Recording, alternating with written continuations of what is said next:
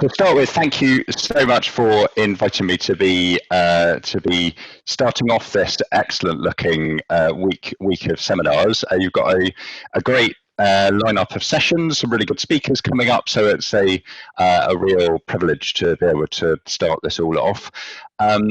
Just to introduce myself, so I'm Matt. I'm the director in the COP unit, one of the directors in this unit set up in the Cabinet Office to deliver the COP26 conference. My remit is around non-state engagement, so the unit is set up to work with other parts of government within the UK, with the Foreign Office and the full diplomatic network, with other governments across the world, and with the full non-state community across the world. And that's my focus, and that's what I want to talk to you about. But I also want to talk to you a little bit about overall what the UK is trying to achieve through its presidency and how you can all be involved. So to start with a short bit of background on COP and what it is. So 5 years ago, as I'm sure you're aware, Paris, 197 world leaders committed to a historic agreement to tackle climate change. So they agreed to limit global average temperature increases to well below 2 degrees above pre-industrial levels, and if possible to 1.5 degrees. They also committed to step up efforts to tackle adaptation to the impacts of climate change and to shift the global finance system behind this. So next year, the UK is going to be hosting the next COP, COP26, in partnership with Italy. We are the incoming presidency. We're working with Chile, who are the current presidency, and with the UN and a huge range of other partners.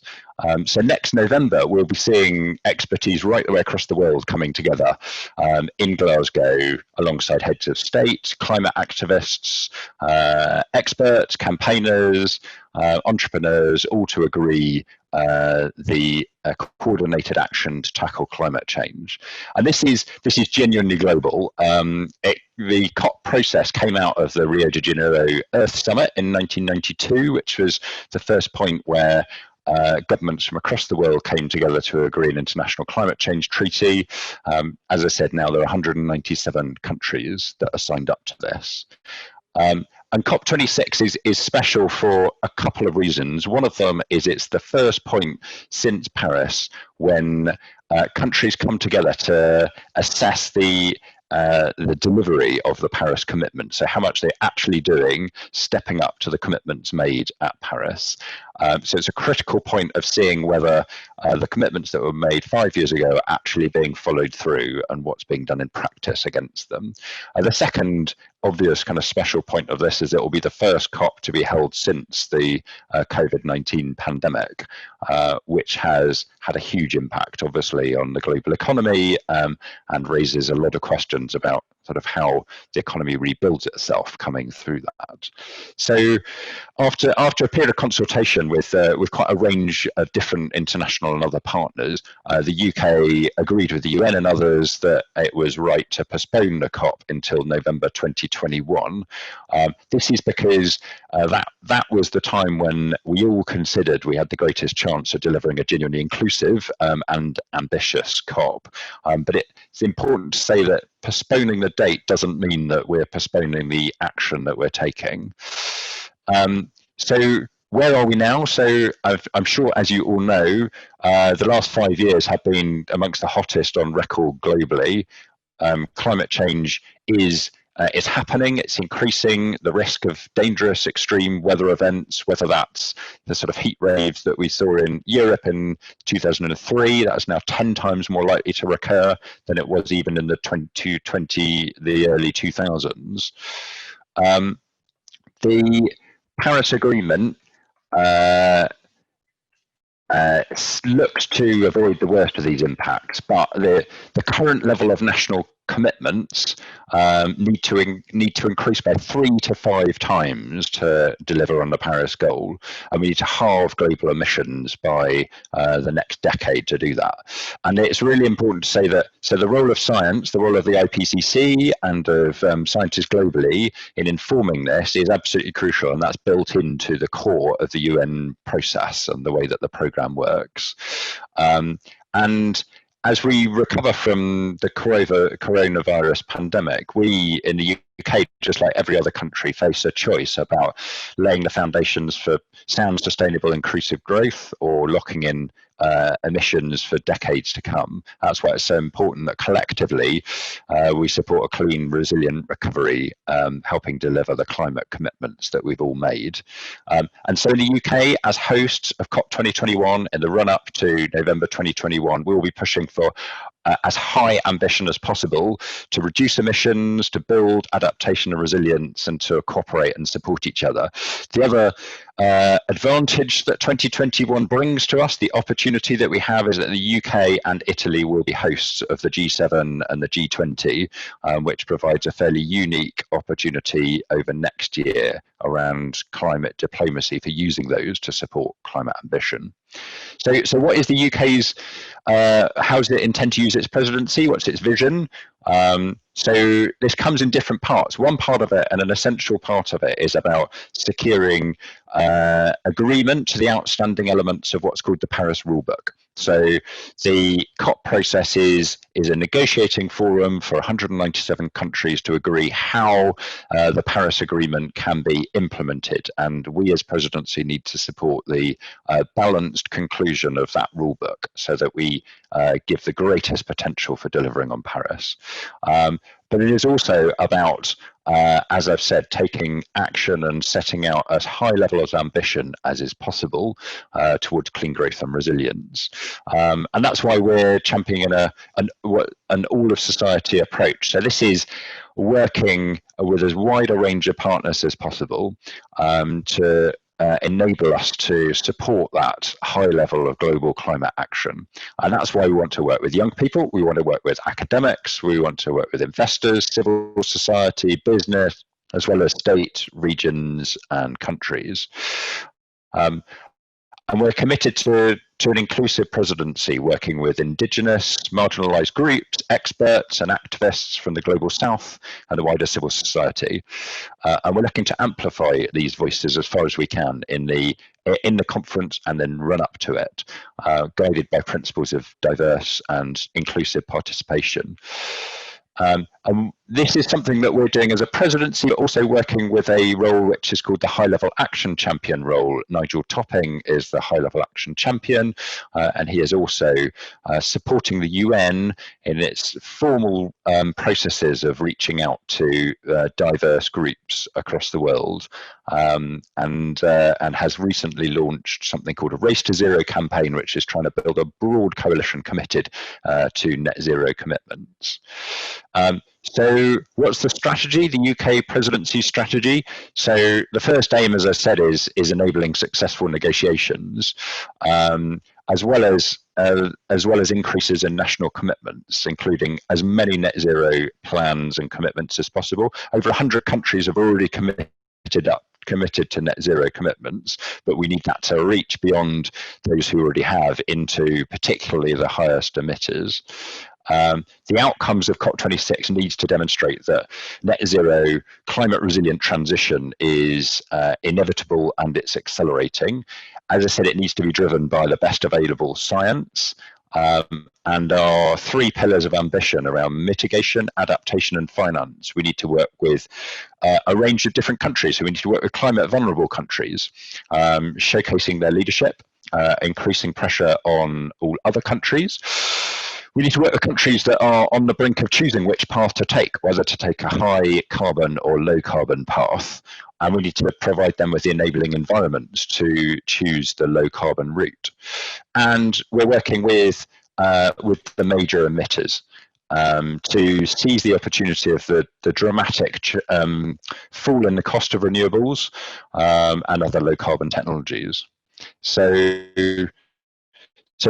the UK, we've effectively shifted into a presidency mode. We've taken up our role as custodians of the Paris Agreement and the Convention. We're working very close with Secretariat and the UN and a wide range of partners, countries, and other groups. The other thing I wanted to just touch on is something where we're working around particular focus areas. So as well as reaching out to governments and reaching out to groups, engaging with governments to increase ambition, and as well as negotiating the elements of the rulebook, we also want to have a focus on 5 areas of transition and focus to really demonstrate what is possible and that the world is making this transition as quickly as is possible. And these areas are ones where the interaction between governments and non-state actors is absolutely critical. So the first of these is around adaptation. I mean, this is an area that has been underinvested in and is increasingly critical as extreme weather hits communities and economies right the way across the planet. So throughout the presidency, we're committed to putting adaptation on a par with mitigation. We're looking to build on the UN Climate Action Summit last year, their call for action. We're going to elevate and showcase leadership in this area from countries, from cities, from civil society and business. We're also looking to improve the access, availability and quality of public and private finance for adaptation. We'll be working with donor countries, recipient countries to significantly boost disaster preparedness and response. The second area we'll be focusing on will be nature.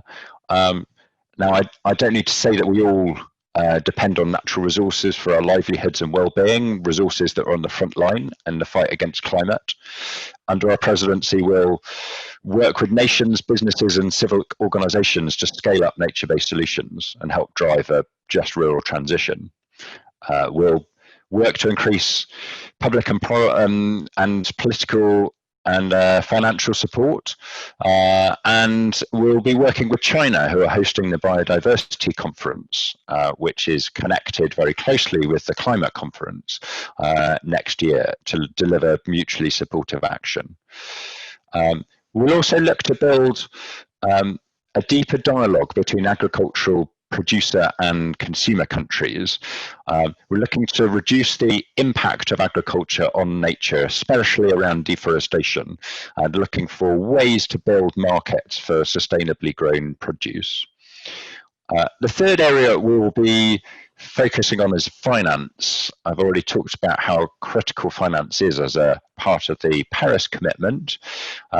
We'll be working to increase the quantity of finance for low carbon resilient transition and improving access to finance in developing countries and strengthening the potential that finance has to underpin and drive the transformation that's needed in the world economy here.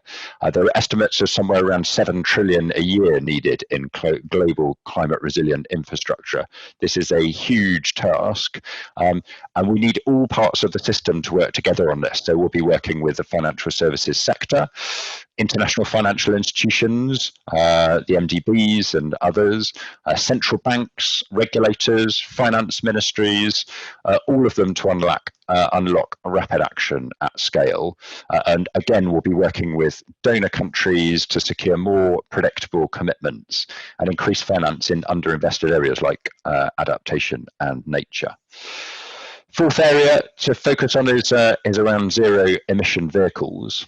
So the internal combustion engine, as you know, has transformed the global economy, but at a great cost to the climate and to public health. The impacts on air quality, we've had the WHO estimating that on its own causes over 2.5 million deaths a year. Fortunately, the costs and performance of zero emission vehicles, in particular electric vehicles, has undergone an absolute revolution. But now we need to support the step change needed in investment to drive the rapid transformation to zero emission vehicles, and that needs certainty. And so to achieve that, we will be working as presidency with countries, cities and states to bring forward the the internal combustion engine phase-out dates. And alongside this, we'll be looking to support industry leaders and work with groups of manufacturers and those in business, large fleet owners and others, and innovators in setting out ambitious plans to support this transition away from internal combustion engines. So the best forecasts at the moment are that by 2040, something over half, but not too much over half of global car sales may have moved to zero emission vehicles. We need to make the transition much faster than this. The fifth area to focus on is on energy transition. So to meet the goals of the Paris Agreement, the global energy transition to clean power needs to progress 4 times faster than it is at present. That is a huge challenge. The opportunity here is that the costs of solar and wind is already cheaper than coal in the vast majority of countries. So we want to use our COP presidency to bring together countries, development banks, investors, civil society, to ensure that every country that's considering new coal plants can access a clean power or investment and assistance alternative that is more attractive. So they have a better alternative than investing in new coal. We also want to work with countries that are already heavily invested in coal to see provide the support and conditions for transitions away from coal that takes account of the significant social elements involved in this and providing the overall support needed to support those just transitions. So if we can work together, we can enable countries to make this transition at an earlier date. And this is an area where developed countries need to show leadership. They need to themselves commit to phase out dates for coal, which are earlier and faster, and show what is possible. So I'm getting near the end, and just to wrap on this, so the presidency that the UK holds with COP26 is a huge opportunity. It's also a massive challenge coming in the face of the COVID-19 pandemic. Climate will not stop changing without significant action, and we as presidency need to respond to this. We need to recognize that we need to change the way that we work, and with great humility we need to maintain our commitment to climate action. So we owe it, as we come out of the coronavirus pandemic, to current and future generations to base our recovery on solid foundations, including a fairer, greener, more resilient global economy. And so as the incoming presidency, the UK is going to take forward this by maintaining momentum across what is a longer period to this COP than there's ever been before another previous COP, but also maintaining ambition, as I've described, on climate change. And we do that by joining forces with countries, but also with civil society and with companies and with groups right the way across the world to make as fast progress as possible. So we do have to use this time between now and November 2021 to unite the world behind a green recovery that delivers for people and the planet. Thank you very much. Thank you so much, Matt. So I'm going to change this to gallery view so that our audience can see both of us together. So audience, we're over to you for questions now. Anything you'd like to ask Matt, please pop it in the Q&A box. Alternatively, you can raise your hand to ask a live question. If you'd like to engage with Matt directly, we won't be able to see you, but we'll be able to hear you. Matt, just to start with, there was one comment in the chat box that said, on zero emission vehicles, please don't overlook e-bikes, which are more efficient than electric cars and could have a huge role. Absolutely agree, and I mean I think the kind of question around behaviour and behavioural changes that will be needed to achieve the net zero end point that we need to arrive at are critical. And so this is not just about maintaining all of the current behaviours, but moving to zero emission versions of that. I think behavioural changes that move to other forms of transport, especially e-bikes as an example, is going to be really important. So I couldn't agree more with that. Thank you. One of my colleagues, Tim, actually asked, any thoughts on greening the internet? On greening the internet, the power of the internet and what the internet can do for the net zero transition.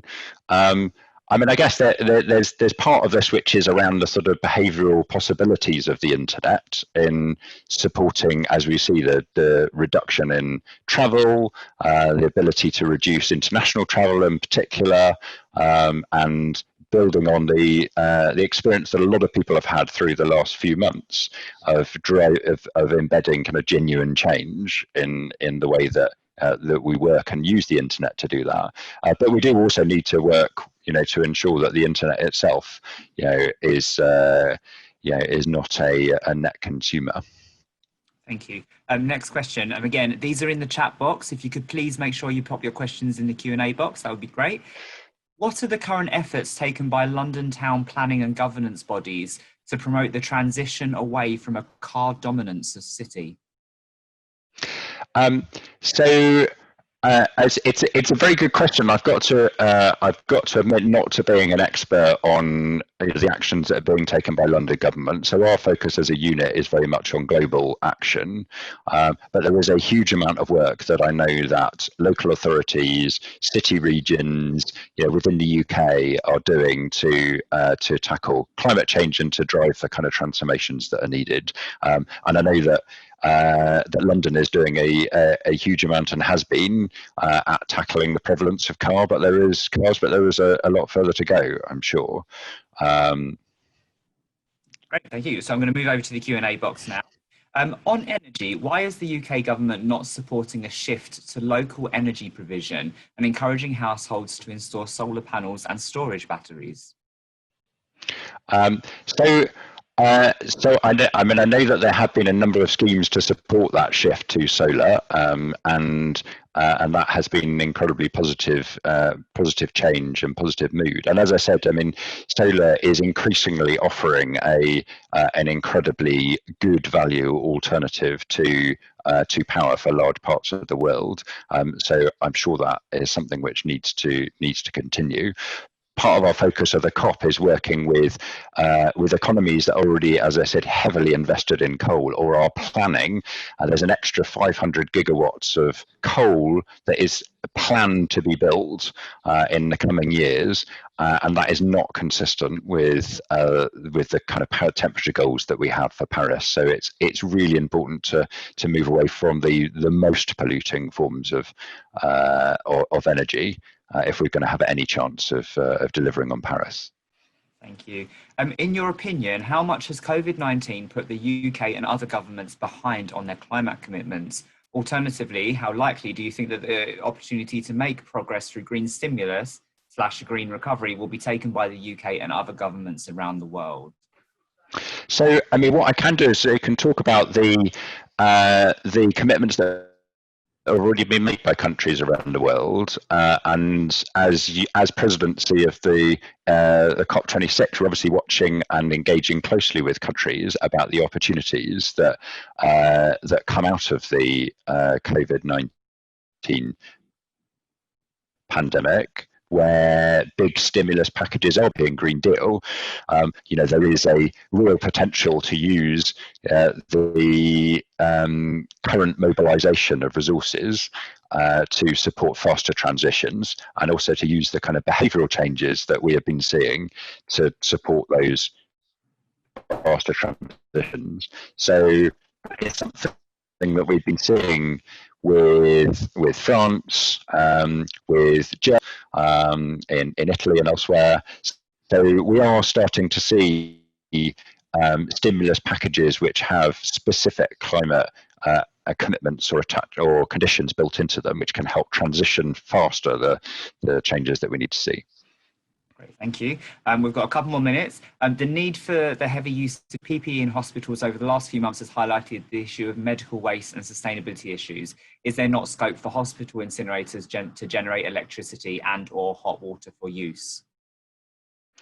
I think that sounds like an excellent challenge. Part of what we're trying to do is work on a very broad scale to encourage all kind of parts of the economy to look at, so how can you within the actions that they can take, reduce their impact on the environment, reduce their impact on climate, and move to a kind of net zero position. And that's where we'll be wanting to work with a broader group of partners and stakeholders as possible. And in the UK, the government in the UK will want to be encouraging action from all levels, and that sounds like a one element that will need to be part of that. Thank you. Another comment in the chat box. What is your view on putting atmospheric methane on the COP26 agenda, as it's responsible for 25% of global warming?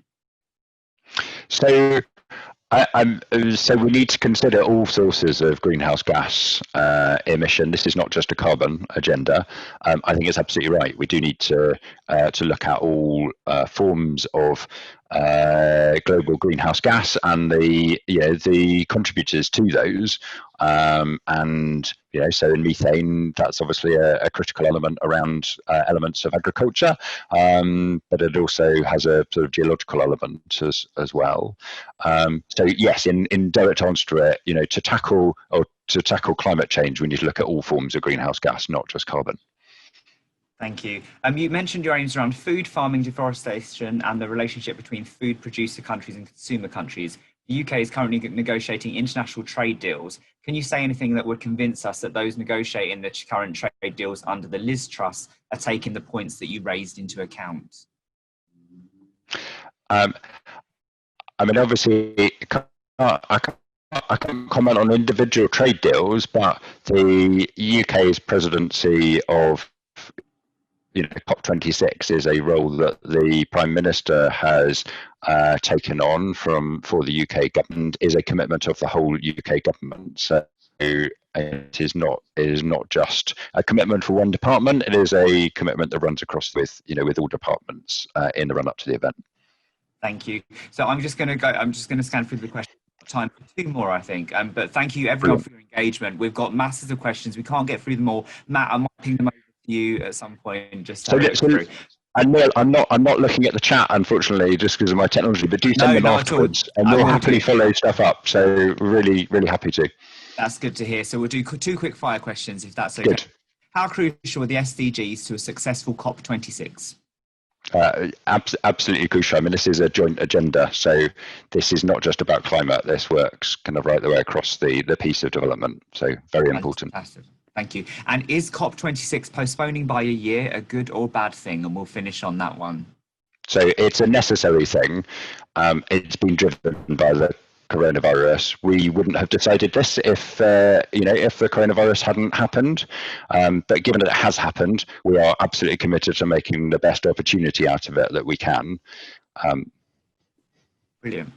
Matt, thank you so much for joining us this morning. It's been really insightful, and thanks for having on board. And hopefully you'll be able to pop in throughout the week and see. Brilliant. I will do, definitely. There are some great sessions you've got. Thanks so much for letting me join at the start of this, and good luck for the rest of the week. Thanks for opening the conference for us. We really appreciate it.